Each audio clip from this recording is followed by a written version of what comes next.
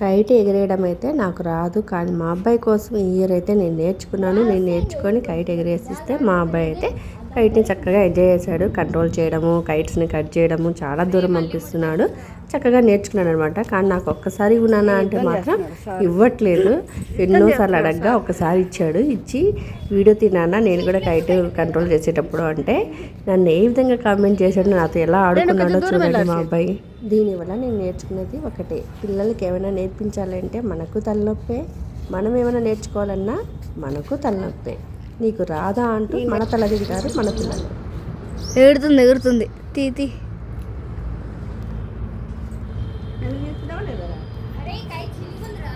ఎక్కడ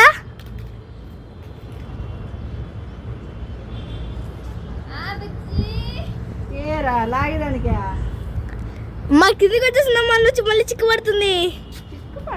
తీసుకో, ఫోన్ తీసుకో తొందరగా. అదే కింద చూడు, అంత పోతుంటాడు. నన్ను తీయకుండా ఓన్లీ కైకి తీసుకున్నారా తిమ్మన్నా? నేను కూడా తీసాను బాగానే. ఇక నీ ముఖం బాగానే కనిపిస్తుందిలే, అందంగానే ఉన్నావు.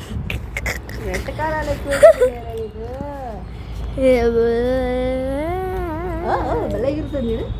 మా ఇప్పుడు ఇలా మా పైకి పోతుంది తొందర.